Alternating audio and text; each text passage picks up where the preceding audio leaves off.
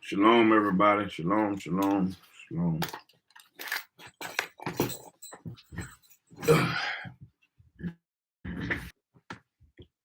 Let's go ahead and get in chapter 18, man. Welcome back, everybody, man. Welcome back, everybody. Hope y'all having a wonderful morning this morning.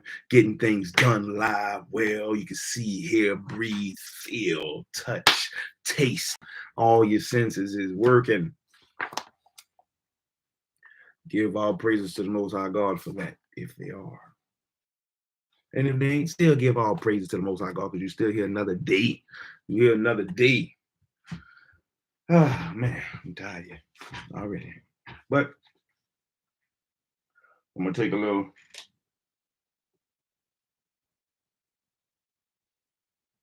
painter's break so we can get into chapter 18 of Created to Be His Helpmeet by Miss Debi Pearl.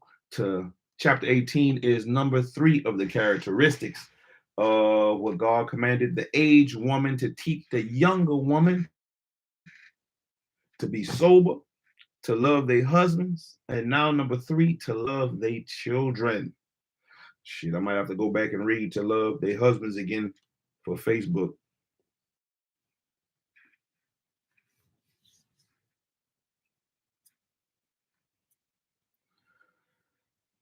But we'll do that another time, probably a little later. But for right now, getting paint off here. So. Right now, let's go ahead and dive into chapter 18, man. I hope that y'all ready, man. Get your pens, papers. If you want to take notes, you might need to make a list for yourself of the things that you need to do to love your children.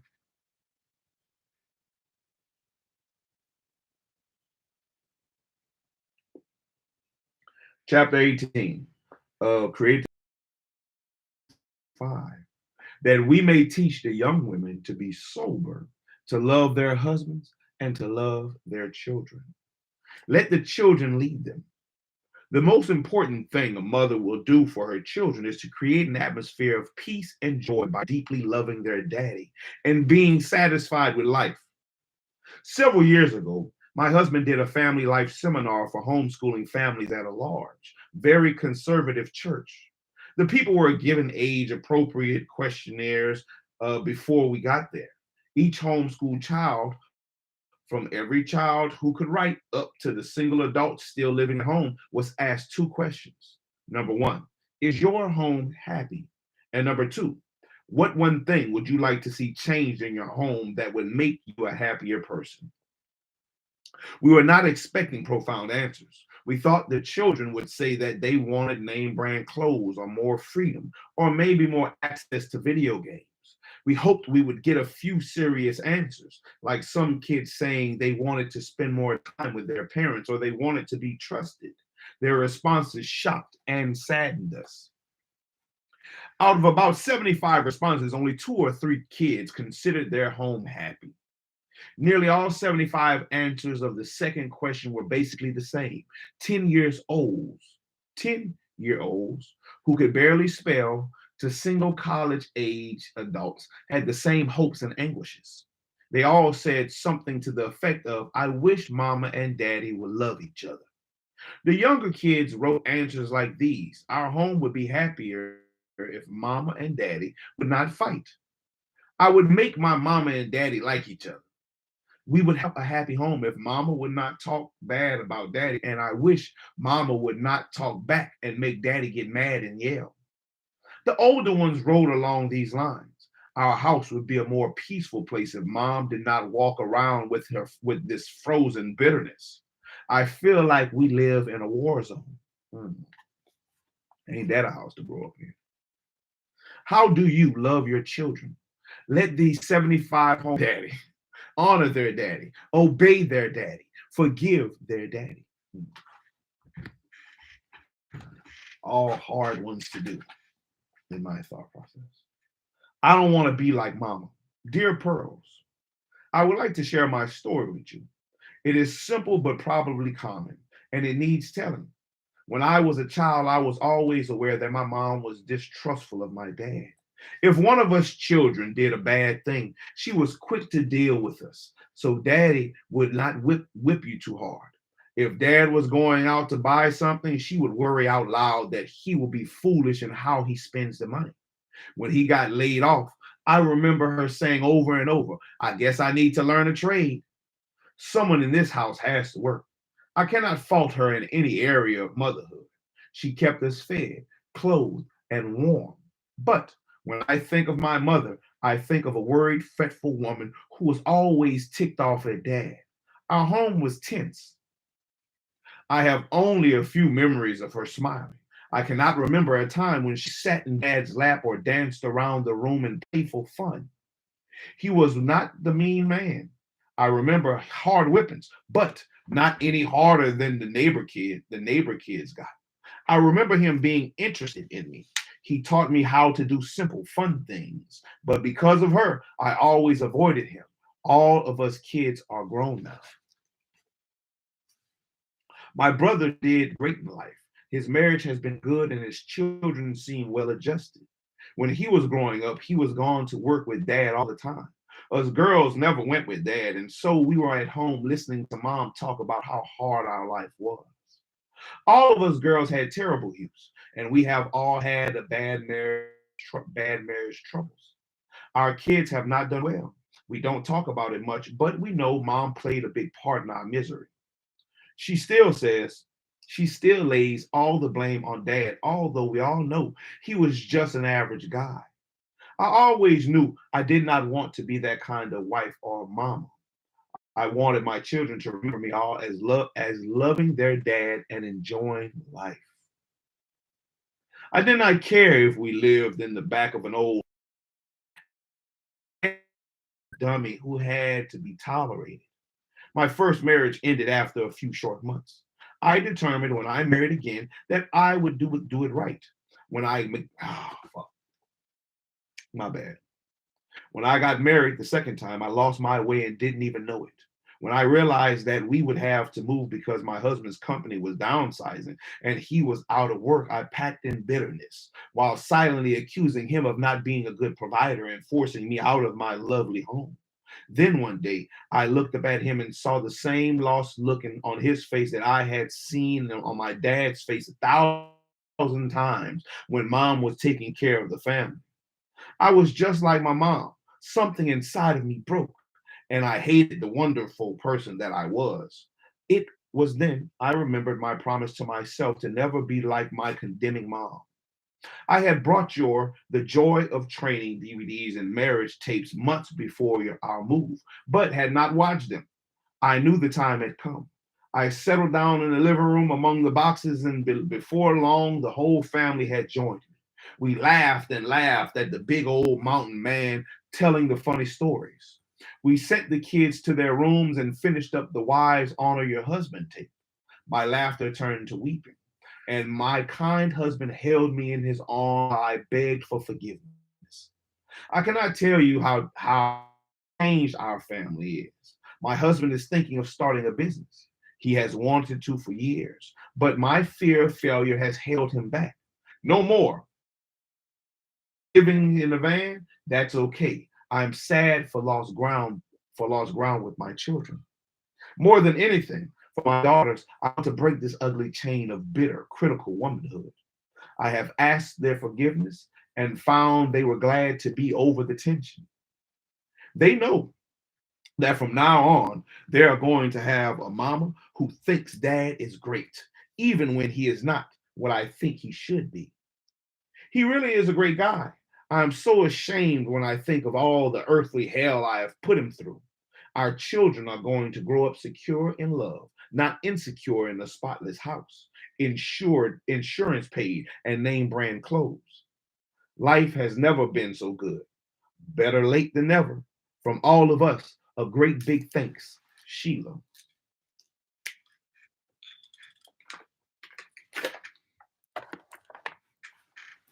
Sheila is obeying the words of God. She is loving her children by loving their dad. This next letter is typical of so many women who seek to love self more than loving their husband and children. What up, Peter? Seeing something higher than God. Dear Mr. Pearl, I'm a busy mother whose children go to a Christian school. I am realizing that without another close female in my life who could share the house duties, it is harder on me than it should be. I meet with two prayer groups each week and have them pray for me and my family by name, help physically in caring for the housework, and someone to sit in quiet worship with me. I need at least 4 hours per week of meditation time, self actualization time. It is 4 a.m. now, and I'm up writing my friend to ask for prayer and see if they know of any gals, with 5 children of their own who might be as stressed as I am. I am frustrated because of my culture and my isolation from regular and close fellowship with wise women. I have a heart desire to change my current lifestyle and to live a rich, full, and meaningful life. And I am motivated so because I want the best for God. I trust you will send me some good. My calling is to serve your family. True worship of God is not dependent upon other people or special circumstances, nor does it require time of meditation. The Spirit of God is present when you wash the dishes or pick up the dirty clothes, intimacy with another woman, whether in worship or otherwise. Stimulating your own inner feelings in the name of worship is selfish mockery, approaching idolatry. Your seeking of self actualization spirituality is a mixture of foolish psychology and emotion to do with the God of the Bible. It is spiritually more akin to Eastern mystic meditation. When your spirituality competes with your service to others, especially your husband and family, it is just that, your spirituality. Jesus said to Peter, "Do you love me? Then feed my sheep." God does not call women to be mountaintop gurus or to seek one out for their personal benefit. My bad. He commands them to be keepers at home, to obey their husbands, to render due benevolence, give him good sex, and reverence him. Remember that the sin of Eve was to seek deeper knowledge and to be like the gods. Independent of her husband, she sought to go deeper. Her ambition was personal, spiritual fulfillment, which is the most selfish drive that can possess a person and the easiest to justify. Humanly speaking, it is the foundation of all sin and rebellion. Learn to read the scriptures just a few minutes here and there throughout the day, and meditate on what you read as you work. Sing unto the Lord. Don't allow the lonely woman's club mentality to sweep away from your role as a wife and mother. Your time at church and prayer meetings is sufficient enough time with other women. Focus your life on your home, husband, and children. Focus your life on your home, husband, and children. I think that's a good one. There is a grave danger in becoming emotionally dependent on another woman. Too many times I have seen this lead to something abnormal and sick. Your husband and God should be the ones to whom you turn for emotional support and intimacy. Women who seek higher spirituality end up feeling the acting end up feeling and acting spiritually superior to their husbands and others in the church. And it is a death knell to the healthy marriage relationship. Spend that desired spiritual time with your husband, where real growth and maturity with God will be found. Seek to serve your family by tying your little one's shoestrings, reading a book to your toddler, telling a simple Bible story to the whole gang, and making sweet love to your husband. These are the things God counts as important in knowing and loving him. Debi. A wise woman never expects anyone to serve her and is therefore never disappointed. She is ready to help, always the giver. By her example, her children learn to be cheerfully and energetically serve, to cheerfully and energetically serve. Raising cows or kids. Train up a child in the way he should go, and when he is old, he will not depart from it. Proverbs chapter 22, verse 6. God has honored with the blessed privileges of being the daily trainer of their young children. He did not place this responsibility in grandma's hands or with good friends, teachers, or babysitters. All of us mothers will stand before God one day and give an account of how we trained our children. Ooh, wee, ooh, wee, ooh, wee. I think that whole part needs to be. God has honored mothers with the blessed privilege of being the daily trainer of their young children. He did not place this responsibility in grandma's hands or with good friends, teachers, or babysitters. All of us mothers will stand before God one day and give an account on how we trained our children. To love our children is to devote ourselves fully to their training, which I know many today do not believe that or do that or follow that. To love our children is to devote ourselves fully to their training. If we fail here, we fail as a helpmeet. Husbands go away to work and leave their young children in our husband, and we fail God. Some of the new commercial translations say discipline up a child in the way he should go. We will not put that text in bold because it does not deserve status as scripture. Only someone who knows little about God and the Hebrew language, and even less about children, would translate what God said as such in such a. God said, train up, not discipline up. The Hebrew word translated train up appears only 4 other times, and each time it is translated dedicate. Parents train up their children by dedicating themselves through their time and their children to that which God desires for them to become as an adult. That is not discipline. It is a commission from God to train them as a full-time occupation. Training up a child means showing them how to make corn tortillas, pedal a tricycle, make a bed, put toys away, cook for 40 people in 1 hour, read, demonstrate respect for others, and 1,000 other wonderful things. For a mother who loves her children, training is not a chore. It is a full-time, all-consuming passion. They are worth every time, excuse me, they are worth every minute of time and trouble to every dedicated mother. Little Esther knows the difference between the applications of cabbage and lettuce because when she helps make salad and slaw, her mother discusses the whys and wherefores of all that they are doing. When she is asked to wash the broccoli and cauliflower, she knows both how and why. Esther helps fold the clothes and put them away. She knows all her colors because from the earliest age she has helped separate dirty clothes into different color piles. While Esther takes a book off the shelf, she chooses carefully because she wants books that have words she can read.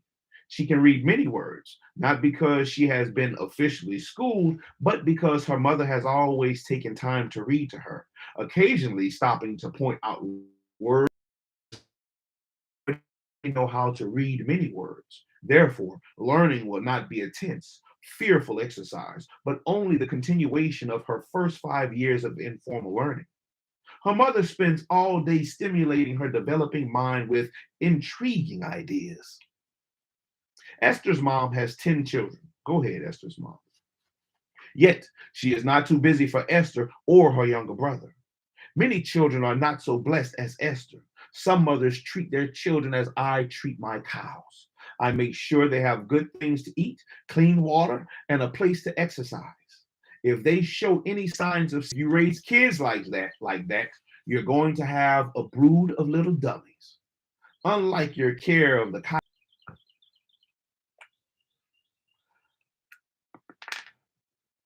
your training, the training of your children is the deepest expression of love for them.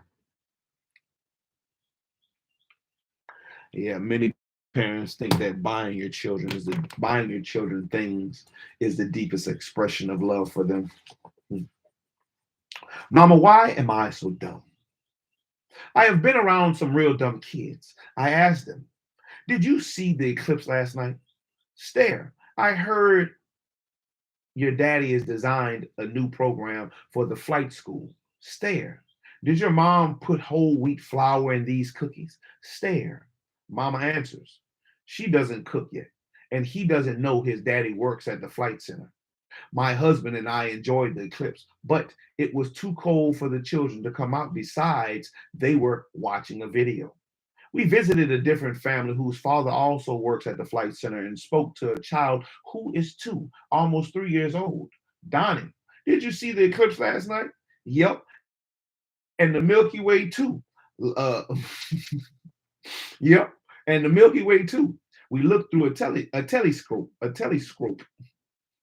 I heard your daddy is designing a new program for the flight school. Yep, my daddy is showing them how to build a better airplane because he is smart and I am smart and I can make an airplane with my Legos, but I cannot fly because why? I asked him.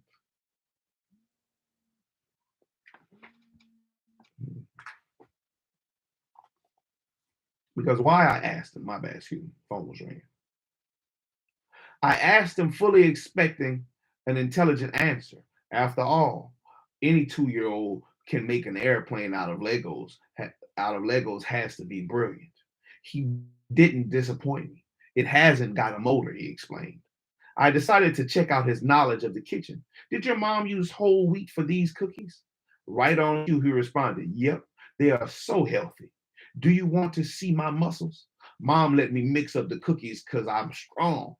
Knowledge is something given bit by little bit. Excuse me. It sounds almost like computer age learning. Lots of little bits make a big bite, and away you go to kilobytes and megabytes of information, all stored in little bits. The scripture says it like this: whom shall he teach knowledge, and whom shall he make to understand doctrine? Them that are weaned from the milk and drawn from the breast. For precept must be upon precept, precept upon precept, line upon line upon line. Here little and there little. Isaiah chapter 28, verses 9 through 10. Will the real mama please stand up? Will the real mama please stand up? Just because you're happy to be the birth mother of a child does not make you the mama of that child. If you hurriedly get up in the morning and rush your little ones off for someone else to dry their tears, feed him lunch, and read him a book, please don't call yourself his mama. That child is being adopted out every day with the added insult of being yanked around from one adopted mama to another. In order to bond properly and grow up emotionally stable, a small child must spend the vast majority of his time with his one true permanent mama, whom God has ordained to daily pour knowledge to and love into their little life. Daddies are different from mamas in many ways. They provide for security that is so vital to the child's emotional health. But no dad can take the place or fill the need that only the feminine personality can supply. A mother's constant presence, the same comforting, nourishing breasts, the same room, the same blanket, the same sippy cup, and the same toys makes a child feel secure. You cannot jerk a child around from one babysitter to another, and the child, another, and expect him to be secure and well balanced at 4 years old.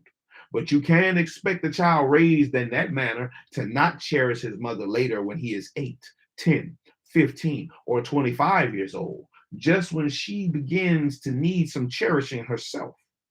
If your child is to later cherish you, you must cherish him every day, every hour of his development. There are no neutral moments in the child. Every moment is a time of continuous need and development. From a moment, For a moment, if we skip forward in the list of commands of Titus 2, verse 5, we read that women are to love their children and to be keepers at home. There is a context in which we are to love our children to the max. And God says it's when we are keepers at home, which many mothers are not. Consider, and if they are keepers at home, their children aren't home. Consider this your fair warning. You cannot improve upon God's design. In life, there are few things that must be done right for the first time. right the first time around. The hall. There is no permanent cure for genital herpes and many other forms of STDs. Yet 1 in 5 young teens in the USA has a sexually transmitted disease. Many statistics also tell us that 1 in 4 little girls will be sexually messed with by the time they're 4 years old. 1 in 5 little boys will be victims of homosexual abuse. Our children are in grave danger in today's world, not only from emotional trauma, but also from many of these diseases. How many times will your little toddler wander down the hall while you sit in a room full of friends engrossed in a video? Before some young, trustworthy teenage boy slips silently in behind him or her and maneuvers her into the bathroom for a 4 minute session. When the 4 minutes are up, your little child will emerge forever broken and diseased. You cannot pray and expect God for supernatural intervention and protection to make you a more attentive and sober parent that you might better protect your children. You are your baby's keeper. You are your baby's keeper. Please keep them well. The book To Train Up a Child by Michael and Debi Pearl is a must read for every mama who loves her to be happy, hardworking, and smart. Check it out at nogreaterjoy.org website. Reflecting on to love their children. The woman who invests herself in a child's life will be the one whom the child loves and the one with whom he will bond when he is older. I have no greater joy than to hear that my children walk in truth. 3 John chapter 1 verse 4. Make a new habit. Look into your child's eyes and smile many times each day. Take a 5 minute break every 30 minutes or so to just play with him or her. Never work alone. Always have your little buddies helping you. God has given your children guardian angels who watch them from heaven. You are their guardian angel here on earth. Traits of a good helpmeet.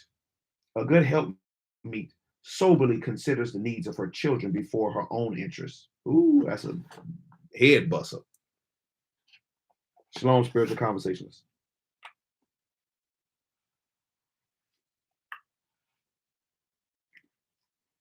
A good helpmeet soberly considers the needs of her children before her own interests. She invests time in training them to know and do many things. She schools herself in diet and medicine to be better equipped to keep them safe. Getting serious with God. God directs us to train our children and, when necessary, to direct their path with correction. As women, we might feel we love our children too much to spank them. Our sentiment is silly and unloving. You cannot expect God's personal blessing in your life and on theirs unless you do it God's way. Study these verses and ask God to give you a heart of love and a backbone of courage to walk by his principles. He that spareth his rod hateth his son, but he that loveth him chaseth him betimes. Proverbs chapter 13, verse 24. Foolishness is bound in the heart of a child, but the rod of correction shall drive it far from him. Proverbs chapter 22, verse 15. The rod and reproof give wisdom, but a child left to himself bringeth his mother to shame. Proverbs chapter 29, verse 15. And that was chapter 18. How to love your children. To love their children. That was chapter 18 of Created to Be His Helpmeet, to Love Their Children by Miss Debi Pearl. Man, definitely some good things. Chapter 19 is the fourth characteristic, to be discreet. And we'll come back with that later. Facebook, I'll come back later and reread chapter 17 for y'all, how to love your husbands. I think it was a good chapter. It was long, but I think it deserves another read so I could get y'all up to speed. Yeah, well, I got work to do. Shalom, everybody. I hope y'all have a wonderful rest of y'all day. I hope there was something that y'all was able to grasp from this, something that can help y'all learn, something you can learn and grow from. Ooh, my knee.